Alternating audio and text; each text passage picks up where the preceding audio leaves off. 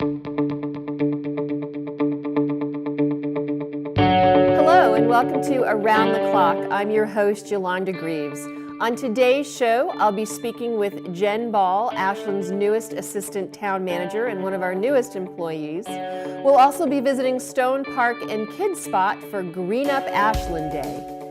Then we'll be going into Boston with Todd Carter as he does an interview and gets to show us Swan Lake from Boston Ballet. We'll have our Around the Town tour where we'll visit Grinsell Park and Ashland High School. We'll have our Selectmen's update and a small sports update. So stay with us here at Around the Clock. Hello and welcome to Around the Clock. I'm your host, Yolanda Greaves, and today with me I have Jen Ball, the new assistant town manager. Jen, welcome to Around the Clock. Thank you for having me. And welcome to Ashland. Thank you. Assistant town manager. So tell us a little bit about what that role is. So really, I'm learning the role. We're sort of cultivating it with Michael Herbert, the town manager. He previously held that position, and he's sort of reorganized the administration a little bit. So we're working to sort of see how I can best support him and the town. Okay, so how did you wind up as the assistant town manager of Ashland? Tell us a little bit your pathway to here. Sure. So I had a little bit of an unorthodox pathway here. About 8 or 9 years ago, maybe even 10 or 11, I worked in the city of Lowell in local government, and it was really sort of start to open my eyes to the importance of local government in the roles of everyday lives.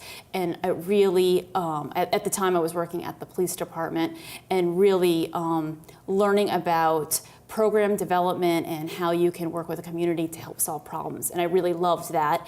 I had an opportunity to go to the state and work at the Executive Office of Public Safety and Security and work on some policy work, which sort of was a much broader responsibility in terms of Homeland Security policy for the state. Again, working very closely with municipalities on how they can build capabilities. I've always sort of really liked the idea of building up the local capacity to be responsive not only just to the community, but also sort of building capabilities. And so as I grew in that position, I really yearned to go back to the local government where I can work closely with people and really have an impact on day-to-day lives. So I started to sort of look around at communities.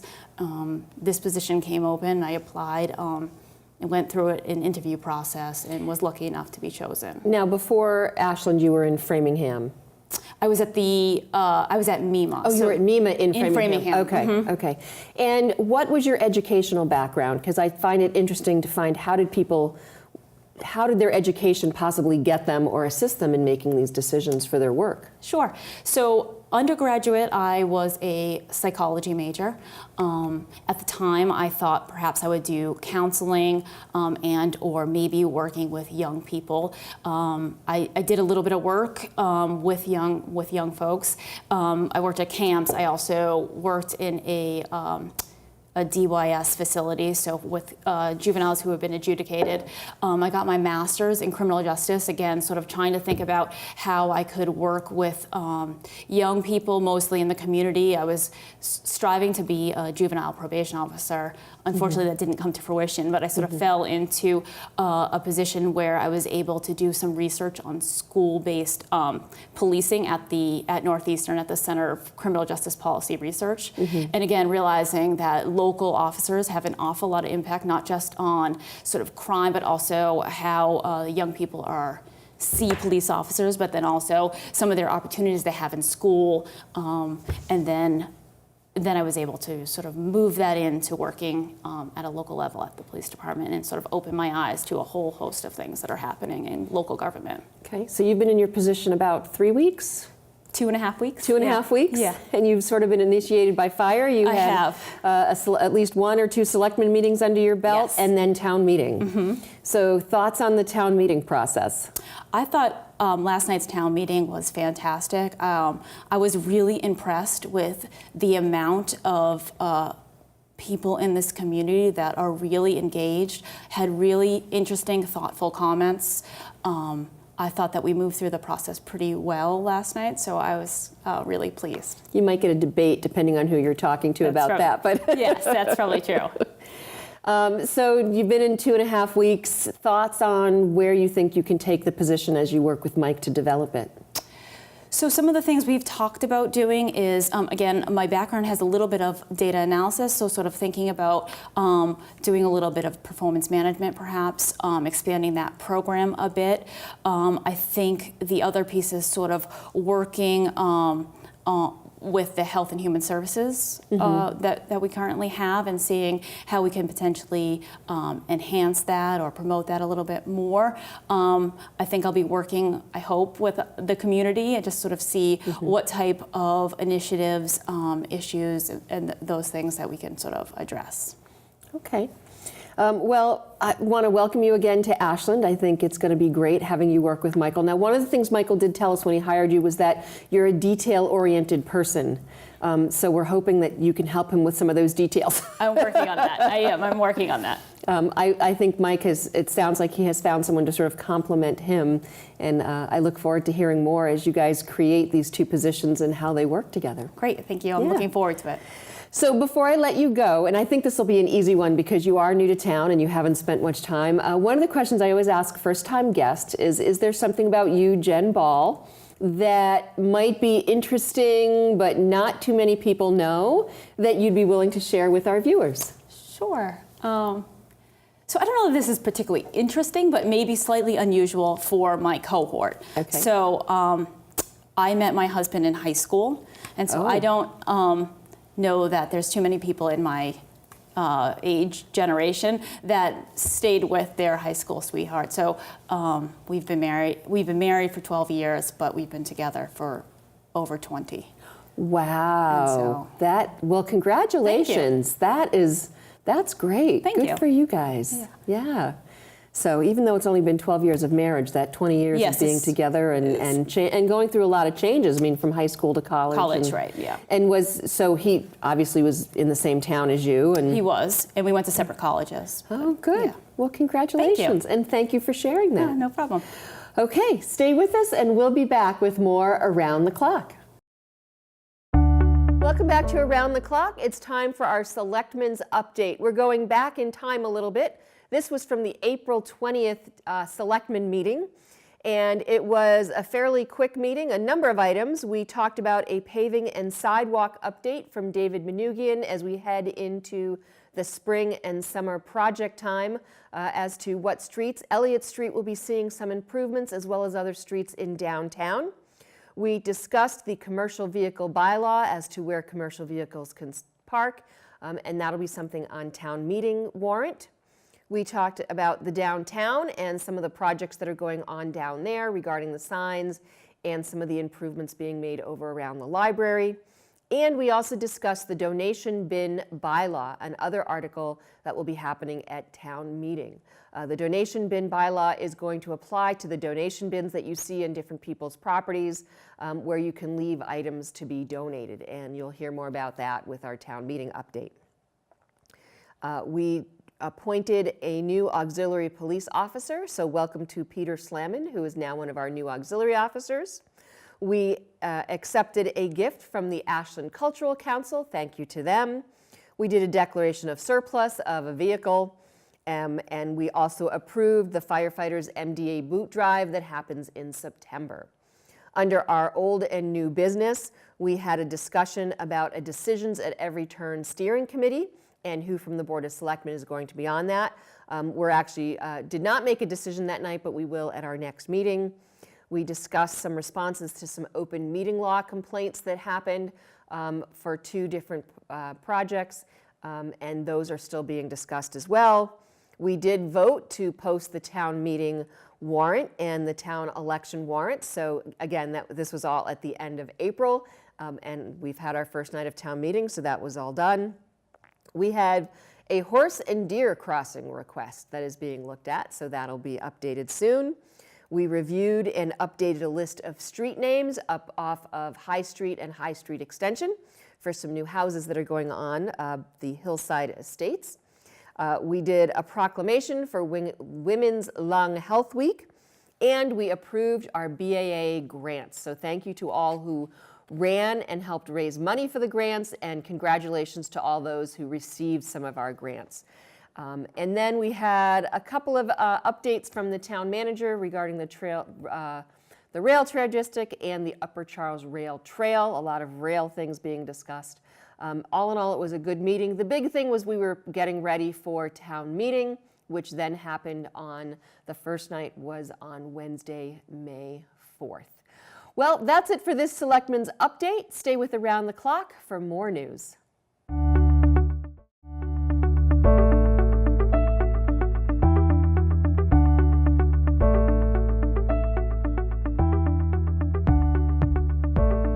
Welcome back to Around the Clock. It's time for our Around the Town tour.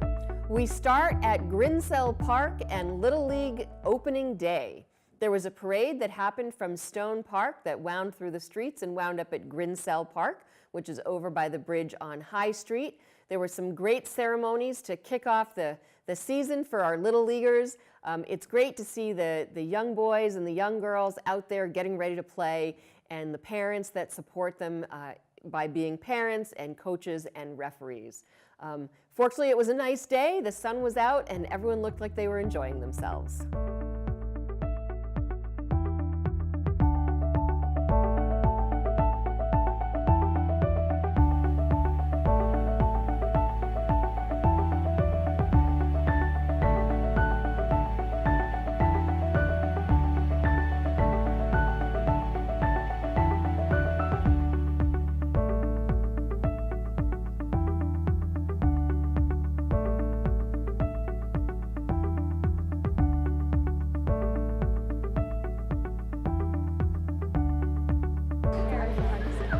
Welcome to the opening day parade. I appreciate everybody coming out. It's a beautiful day. It's nice to see so many people here.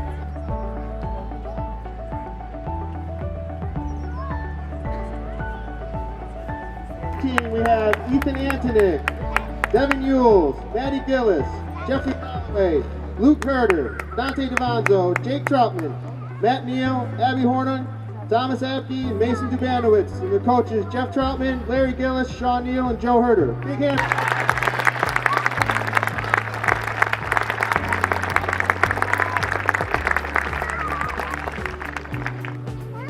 Mason did a Boy Scout service project in the fall where he got a group of people to come down. They painted all of our bleachers. We painted our scoreboard signs. Placards to keep score. The kids were having a blast going out there keeping score. We fixed up the front with a nice little sign. It was just a great project, and we really appreciate all the hard work that Mason did. So thank you everybody for Mason. The next stop on our Around the Town tour is the first night of Ashland Town Meeting. We've split it up into two different nights because of the ballot questions that are going on the May 17th election. There were 365 people that turned out for a town meeting, which is a good amount. We would love to have more, considering we have almost 10,000 registered voters. We got through 17 of the 21 articles, with Article 6, I believe it is, the budget article, being postponed until the second night of town meeting, which will be May 25th. There was a lot of good discussion and a lot of good questions asked. And the majority, I believe all of the articles did pass. So some of the big ones that happened was the creation of the $500,000 Community and Economic Development Stabilization Fund, the purchase of the Girl Scout property, which is up off of Olive Street, for the potential long term of using part of it as the percolating area for a wastewater treatment plant. And the biggest discussion there was how we purchased it. And we purchased it using a sewage enterprise fund. And then there was another great discussion about the new water bylaws. Make sure you check them on the town website once they're up, because there are some major changes. Made and seconded, please raise your yellow cards, orange cards. Thank you. Those opposed? I declare two-thirds on that. It passes. So at town meeting, we did get through Article 18, so there's about 4 or 5 articles left. And that will be happening on Wednesday, May 25th at 7 o'clock back at the Ashland High School. So if you made it the first night, we want you to make it the second night. And if you didn't make it the first night, please try and make it the second night, because that's when the budget will be discussed. And it's almost a $60 million budget, and we want more than 365 people discussing it. We hope to see you there.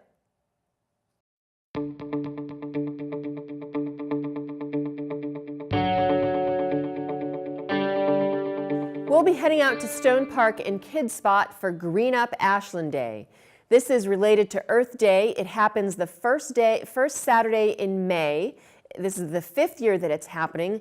And what happens is a number of volunteers recruit all kinds of people in the community to go around and clean up trash and beautify different areas that are in town. It can be from the street that you live on, to the MBTA road, to the playgrounds and fields around town.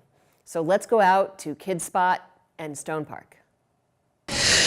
It is a chilly Saturday morning, but it's the first Saturday in May, so we are at the Stone Park Pavilion for Green Up Ashland Day.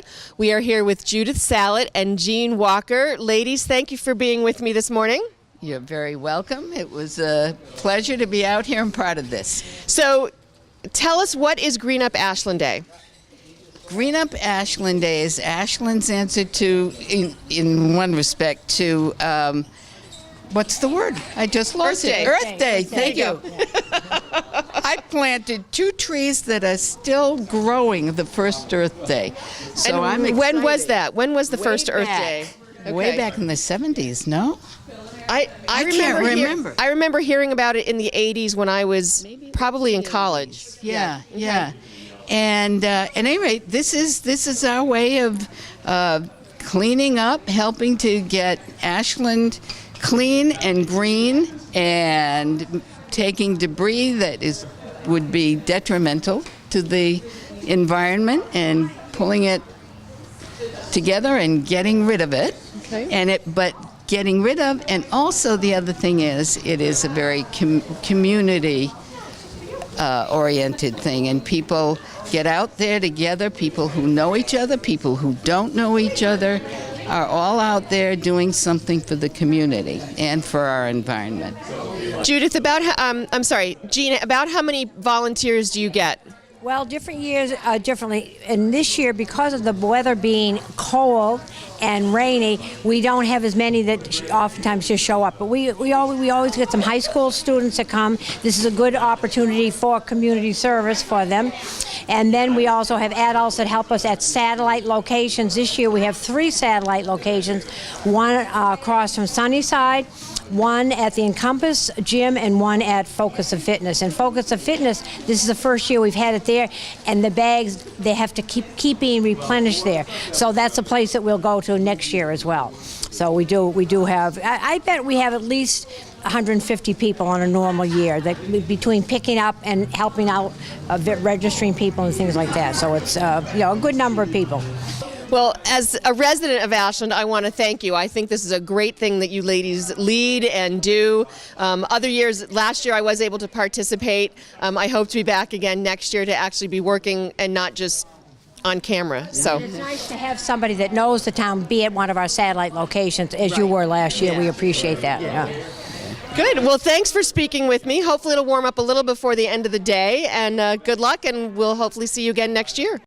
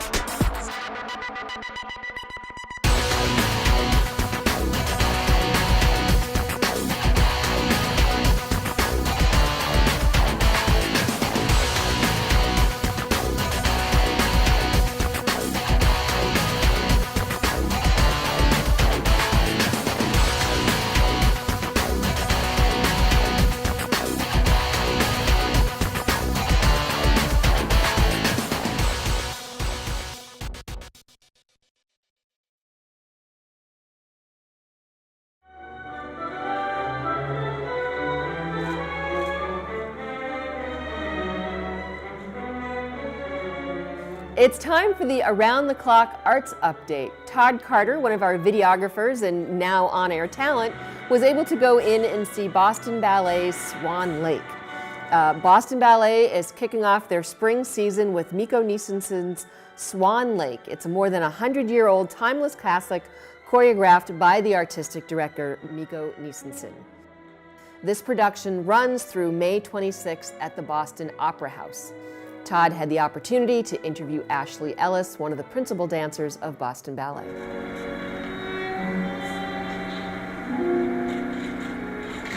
I'm here with Ashley Ellis, and she's in Swan Lake.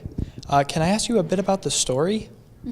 Well, Swan Lake is based around Prince Siegfried, who is, it starts out, he's having a coming-of-age party, and his mother tells him that it's time to find a wife and find a woman, and he is given a crossbow as a gift during this party. So he goes out hunting, and he encounters a swan who is under a spell. She's actually a woman, and he falls in love with her.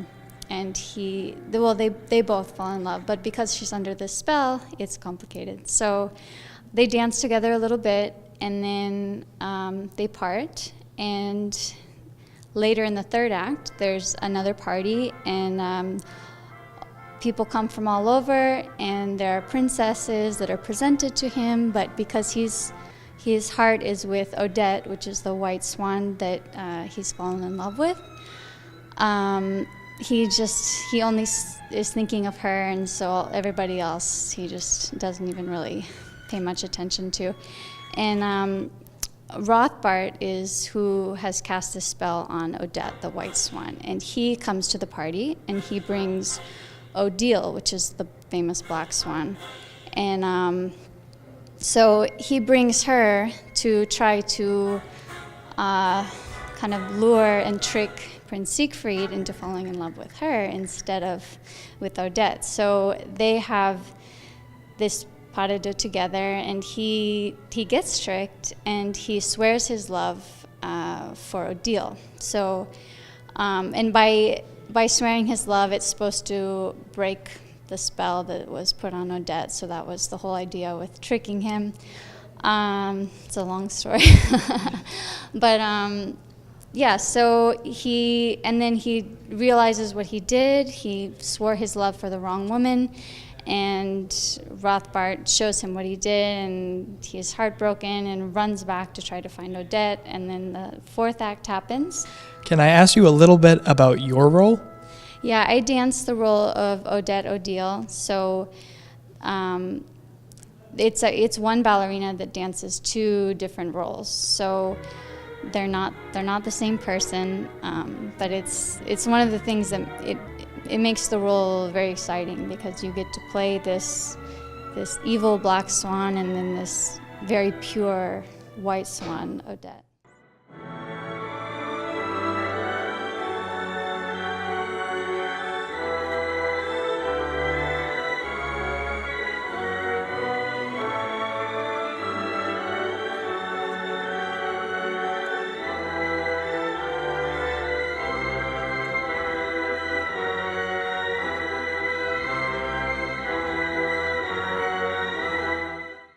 Well, that makes it a wrap for this episode of Around the Clock. A very special thank you to Jen Ball, Ashland's new assistant town manager. A very special thank you to the committee members of Green Up Ashland for, one, speaking with me, but also for the great work that you do cleaning up Ashland as we head into the spring and summer. Another thank you to Todd Carter, who went in and interviewed Ashley Ellis from the Boston Ballet. If you get the opportunity, if not to see their Swan Lake, hopefully you'll get to see their next show, which will be Mirrors, a contemporary ballet. I also just want to say thank you for watching Around the Clock. If you ever have any ideas for stories or would love to reach out to me, you can do it via WACA-TV. That's it. I'm your host, Yolanda Greaves, and that's a wrap for this segment and this show of Around the Clock.